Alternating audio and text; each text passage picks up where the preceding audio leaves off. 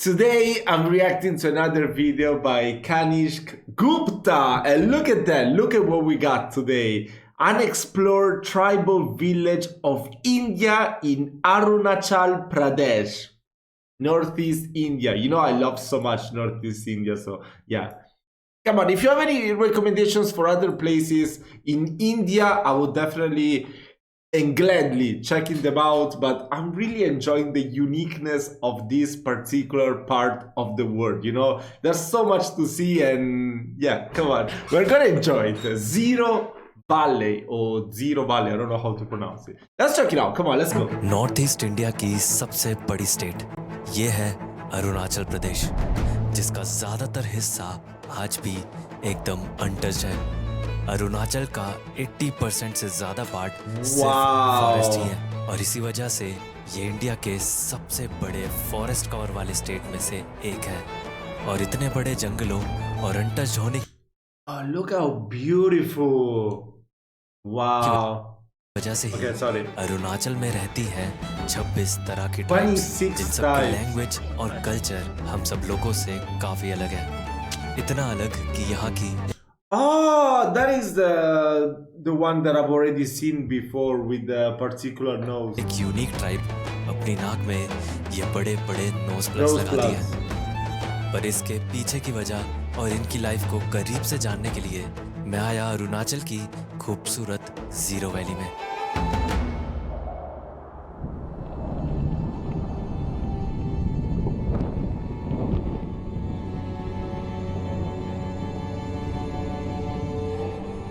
$5,600 feet की height पर located इस खूबसूरत valley 5006, that is about 1800 meters, I think. में आपको दूर दूर तक बस ये चावल के हरे भरे खेत दिखेंगे। अभी जहाँ पे मैं खड़ा हूँ मेरे चारों तरफ इतने सुंदर खेत हैं चावलों के। इसमें ज़ीरो वैली का जो हाईलाइट है, जो ज़ीरो वैली की पहचान है, वो ये चावल के खेत ही हैं। ये पैडी फील्ड्स ही ज़ीरो वैली की पहचान है। और मैंने सच में इतने सारे खेत, इतने बड़ा एक खेत का एरिया मैंने एक साथ कभी नहीं देखा है, और इस सच में बहुत ज़्यादा सुंदर लग रहा है। और जितनी भी पैडी फील्ड्स है उसमें जितना भी पानी जमा हुआ है नीचे ऐसे करके, उस पानी में बहुत सुंदर आपको आसमान की एकदम स्काई की एकदम प्योर रिफ्लेक्शन दिख रही है। That's amazing. और आपको ये जितना भी एरिया है, जितने भी खेत हैं यहाँ पे, उन खेतों में बीच बीच में कुछ कुछ हट्स बनी हुई दिखेंगी। हट्स भी इतनी ज़्यादा सुंदर लग रही है, मतलब हर चीज़ यहाँ पे जितने भी एलिमेंट्स हैं, चाहे वो यहाँ के चावल के खेत लगाए हुए हैं उनमें पानी भरा हुआ है, फिर उनके जो स्टेप्स बनाए हुए हैं, फिर उसमें हट्स लगी हुई हैं, फिर जो पीछे पहाड़ों का बैकग्राउंड है, हर एक चीज़ एक दूसरे को कॉम्प्लीमेंट करके इतनी सुंदर एक नज़ारे को क्रिएट कर रही है। Oh, look at that rainbow. ये पैडी फील्ड्स तो बहुत ही ज़्यादा सुंदर है, सच में बहुत ज़्यादा सुंदर है।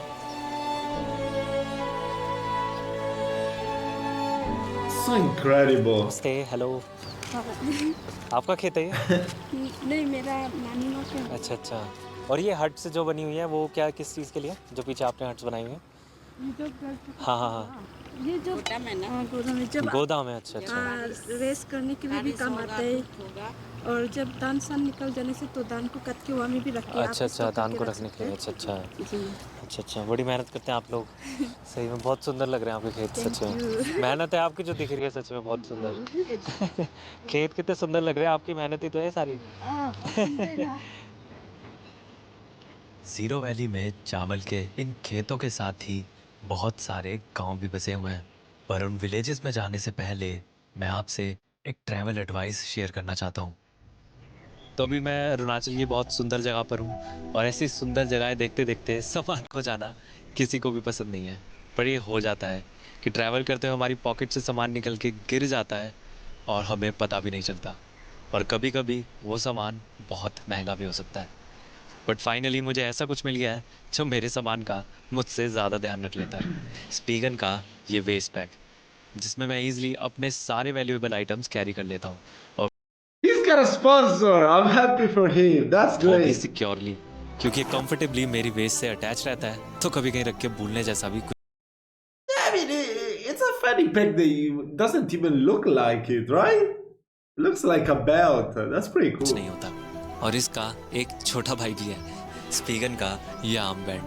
जो इजीली आर्म से अटैच हो जाता है। और ये दोनों ही इतने लाइट वेट हैं कि इन्हें पहन के रनिंग या हाइकिंग भी कर सकते हैं। तो इनकी वजह से मैं तो फ्रीली ट्रैवल करता हूँ।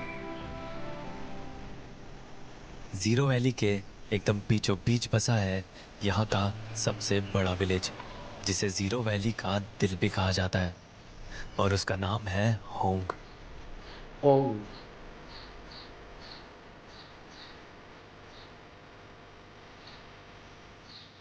wow, this is like, I don't know, this is incredible. I don't think I've ever seen anything. I mean, yes, I've been to Vietnam with the rice fields and all that, but it's just different, the drone view, you know. You don't even realize how beautiful something is. Like, if you see it from the sky, it's always more beautiful. Wow, look at that. चावल के खेतों के बीच बने खूबसूरत bamboo के घर, जो बनाते हैं होंग विलेज को यहाँ का सबसे खूबसूरत village. Wow, this is incredible. This is like a desktop picture type of material, you know. कुछ घरों तक रोड जाती है और कुछ तक जाने का रास्ता बस एक खेतों के बीच में बनी पतली सी बाउंड्री है।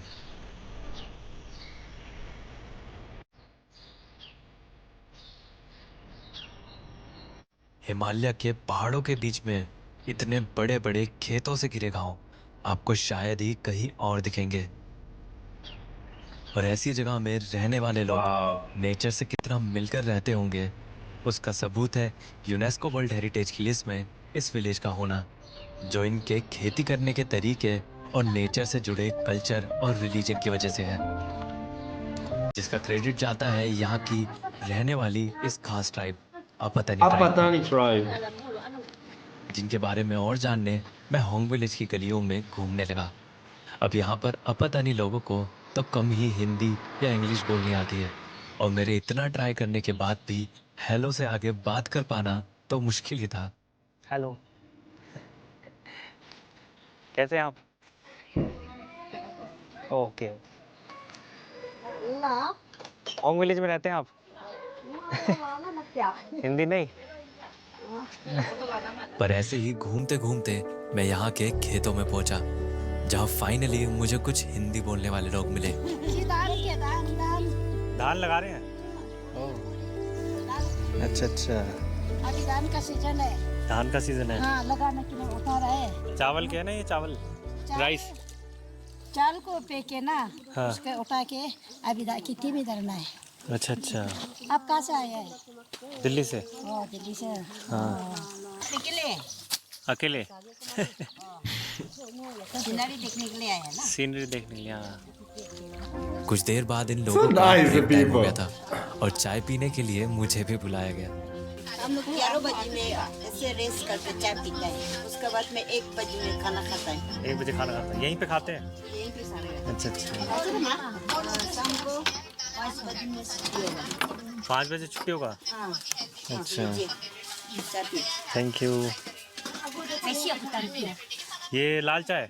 लाल चाय, लाल सा। अच्छा अच्छा। ये लाल चाय। हाँ, जो आंटी यहाँ पे खेती का काम कर रही थी, उन्होंने मुझे ये चाय दी है, जो कि लाल चाय है, ब्लैक टी एक तरह की, यहाँ पे लाल चाय बोलते हैं उसे। तो टेस्ट करता हूँ कैसी है। हाँ, अच्छी है।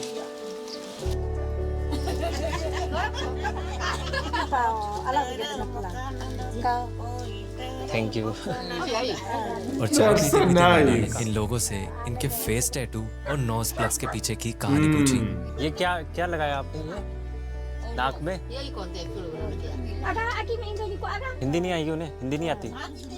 अच्छा, तो ये चेहरा सुंदर बनाने के लिए था या कम सुंदर बनाने के लिए? नहीं, पहले का वो ये में हम लोग का पता नहीं से गायब होते रह रहा था, पहचानने के लिए मुश्किल हो रहा था। औरतें गायब हो रही थी जमाना में, पहले जमाने में? जी। अच्छा उसका बाद में और पहचानने के लिए नियम करना पड़ेगा, यहाँ में ऐसे ये तो आपातन।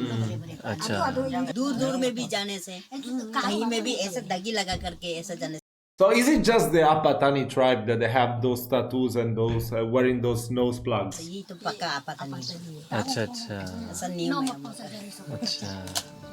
दरअसल बात ऐसी है कि अपतनी ट्राइब की लड़कियां बहुत खूबसूरत होती थी और इसी वजह से उनके पास की दूसरी ट्राइब्स के लड़के उनसे फोर्सफुली शादी करना चाहते थे और उन लड़कों की Face tattoos, nose plugs. This is how Apatani women prevented abductions from tribal raiders. Tension से बचने के लिए अपतनी ट्राइब्स की लड़कियों को ये कस्टम फॉलो करना पड़ा था, जिसमें ये यंग एज से ही अपनी नाक में ये बड़े बड़े नोज प्लग्स लगाती थी या फिर फेस पर टैटू कराती थी। दर्द होता होगा ना लगाते होंगे? भाई आपको क्या बोलेगा बहुत दर्द होता होगा ना, बहुत होता है है ना? दर्द तो होता है ना, खून इतना खून निकल बहुत खून Ah, निकलता है। हाँ। ऐसा लगाने से अब नहीं है नियम। अभी तो क्योंकि जमाना चेंज होते जा रहा है, ऐसे सुंदर नहीं है, ऐसा लगाने वाला है, खराब लगता है। हाँ। छोड़ दो। मेरा चौथा समय में लगाने के लिए माँ पिताजी बोल रहा था अच्छा। और स्टूडेंट लोग और ये लोग स्टूडेंट लोग जो पढ़ने वाला लोग मना किया है मत लगाओ, हाँ। फाइन करेगा लगाने वाला को, ऐसा फाइन करेगा। ऐसा बोल के अच्छा अच्छा। पर 1970 से इस कस्टम पर गवर्नमेंट ने बैन लगा दिया और इसी वजह से 60 से ज्यादा एज की औरतें ही दिखती हैं नोज प्लग्स के साथ। पर पता नहीं कि ये औरतें सच में सुपर वुमेन है, क्योंकि ये खेतों में 70 या 80 की एज होने के बाद भी पूरा दिन काम करती है, जिसमें ये कई एकड़ के खेतों में हर एक धान को अपने हाथों से लगाती हैं। बल्कि पूरी फार्मिंग ये किसी जानवर या मशीन का यूज करे बिना ही करती है। और जो इनके फार्म्स को खास बनाता है वो है इनका राइस के इन्हीं पैडी फील्ड्स में मछलियां पालना। चावल के खेतों को ये पानी से भर के इसमें ही छोटी छोटी मछलियों को डाल देते हैं, जिसमें मछलियां फसल में लगने वाले पेस्ट और कीड़ों को खा के बड़ी होती रहती हैं और फसल बिना oh, किसी पेस्टिसाइड का यूज करे wow. ऑर्गेनिक तरह से उगती रहती है। और नेचर से मिलकर So की जाने smart. वाली इस फार्मिंग की वजह से ही अपतनी ट्राइब्स के खेतों को यूनेस्को वर्ल्ड हेरिटेज की साइट की लिस्ट में जगह मिली है। और नेचर से इनका ये प्यार सिर्फ फार्मिंग में नहीं बल्कि इनके घरों में भी दिखता है। होम विलेज में जो अपतनी ट्राइब रहती है वो सिर्फ नेचर के साथ मिलके खेती नहीं करते, बल्कि वो नेचर के साथ मिलके घर भी बनाते हैं, क्योंकि वो बनाते हैं पूरा बैम्बो से बना हुआ घर। इस घर में हर एक चीज़ जो भी बनी है वो एकदम नेचुरल है।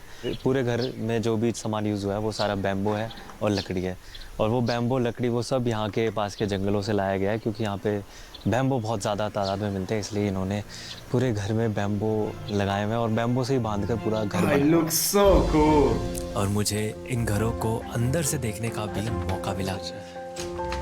जूते पहन के आ सकते हैं? हाँ आओ आओ आराम से, कोई टेंशन नहीं। ये चीज़ क्या है? ये हाँ, ये लकड़ी रखने के लिए, लकड़ी रखते हैं। हाँ जो कच्चा कच्चा लकड़ी है उसको। अच्छा Mm. अच्छा, तो आपने यहाँ पे से आग जला रखी है हाँ हाँ और ऊपर लकड़ियाँ सूख रही हैं और जो सूख जाती हैं वो नीचे जलती रहती हैं। हाँ, ये सही है।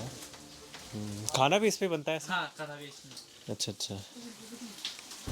So cool. So this is basically like a dooney that you will keep so you can cook, you can get warm, you can just gather with more people. I'm guessing. हाँ अंदर आ जाइए। ये नीचे फ्लोर भी bamboo का है पूरा? हाँ सब बैम्बू का है। Wow, this is तो so ये वाला कैसे, cool. ये कैसे बना? बैम्बो को छीला कुछ? हाँ बैम्बू का है, खरीद के लाया। अच्छा अच्छा। ये घर का बम्बू है, जंगल Wow. का, जंगल का ये है। ऊपर वाला गुटा गुटा का ये जंगल का है। ये यहीं के जंगलों का है? हाँ तो यहाँ तो पानी नहीं आता इसमें से? हाँ पानी। जो छत है इसमें ये छत से हाँ, पानी ये नहीं निकलता? सीलिंग। अच्छा, इसके ऊपर वो है, टिन की छत है? हाँ हाँ ऐसे अच्छा, जस्ट अच्छा। स्टील का ये सीलिंग। ये बस सीलिंग है? हाँ ऊपर टिन की छत लगा रखी है, उससे बचता है। अच्छा। और सिर्फ बैम्बो के घर I wonder, do this place gets lots of tourism from Indians from bigger cities? ही नहीं, इन लोगों का रिलीजन भी नेचर से ही इंस्पायर्ड है। यहाँ के लोग हिंदू, क्रिश्चियन या मुस्लिम धर्म को नहीं बल्कि एक अलग रिलीजन को फॉलो करते हैं। इन घरों के बाहर लगे ये वाइट फ्लैग्स जिस पर ये रेड सन और मून बने हैं वो यहाँ के दोनई पोलो रिलीजन का फ्लैग है, जिसमें दोनई का मतलब है सन और पोलो का मतलब moon. Yeah, I heard of that before. I've heard of that. यहाँ की हर चीज में नेचर का इन्फ्लुएंस दिखता है, अब चाहे वो बैम्बो के घर हो या नेचर से मिलकर फार्मिंग करना। इस ट्राइब ने इस बदलते मॉडर्न टाइम में भी नेचर का So साथ नहीं छोड़ा। beautiful. होंग विलेज के पास ही एक व्यू पॉइंट है जहाँ से पूरी जीरो वैली का व्यू दिखता है। अभी So मैं हाइक करके incredible. इतने अच्छे व्यू पॉइंट पर आया हूँ, बट मेरे कैमरा की बैटरी खत्म हो गई, इसलिए मैं स्पीगन का आइकॉनिक पावर बैंक हमेशा साथ रखता हूँ। जितनी देर में एक्स्ट्रा बैटरी से शूट होगा उतनी देर में मेरी ये बैटरी भी इस पावर बैंक से चार्ज हो जाएगी। बल्कि इसके 30,000 mAh पावर बैकअप से मैं अपने सारे इक्विपमेंट्स कभी भी और कहीं भी चार्ज कर सकता हूँ। और यहाँ से जीरो वैली का कुछ ऐसा नज़ारा दिखता है।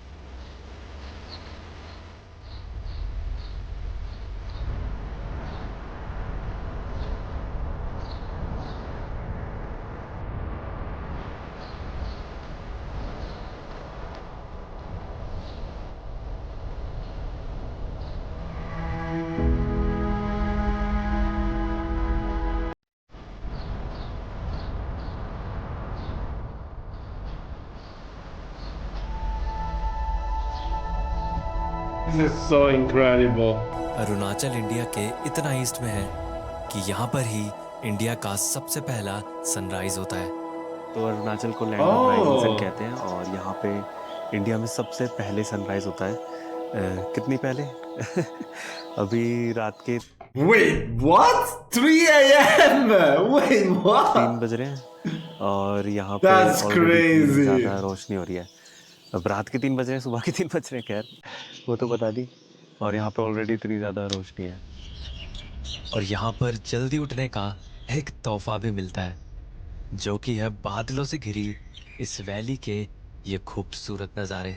सबसे अच्छी बात मुझे नॉर्थ ईस्ट इंडिया की यही लगती है कि यहाँ पे आपको बादलों का कुछ इस तरह से नज़ारा दिखता है। ऐसे कोई मौसम ख़राब नहीं है, मतलब ऐसे कोई बहुत ज़्यादा बारिश वारिश कुछ नहीं हो रही है। एक बस नॉर्मल सिंपल सी एक यूजुअल मॉर्निंग है यहाँ की।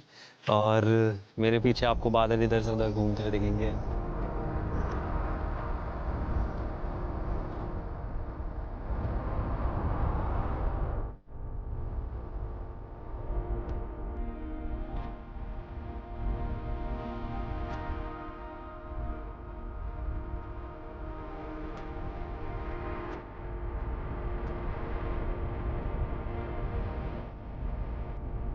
सुबह उठ के ये नज़ारे देखकर मुझे ऐसा लग रहा था जैसे मैं अभी भी सपनों में ही हूँ। That's so cool.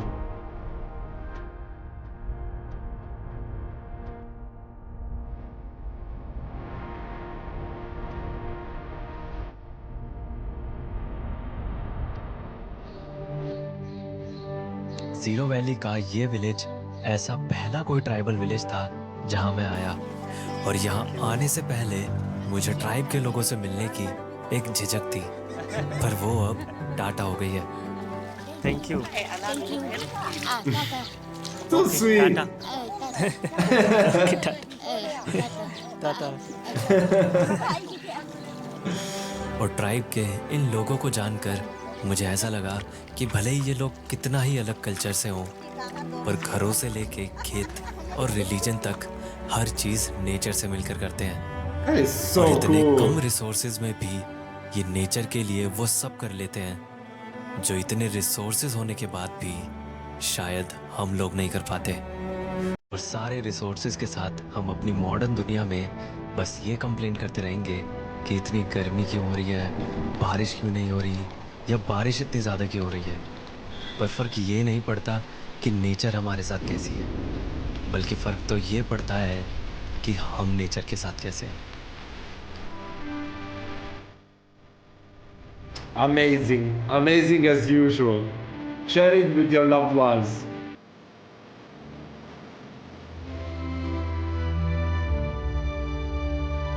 and I'm really happy to share it with you guys. I mean, I really love reacting to this type of videos. I mean, he makes the best vlogs, doesn't he? Oh my god. Yeah, that's so crazy. I'm learning so much. I feel like once I'm done checking out all of his videos, I know India like a local. I don't know, that's crazy. It's so beautiful that you always visit these tribal places in Northeast India and then share it with us. It's just, I don't know. It's just amazing. I really enjoy these videos. Wow. So yeah, let me know your thoughts. Have you ever been there? How do you reach these places? Is there like you have to take trains? There are buses. You take a plane. Let me know down in the comments. And yeah, let me know also what should I check out next, because I want to learn as much as I can about your beautiful country. Thank you so much for taking the time to watch the video with me. I will see you in the next one.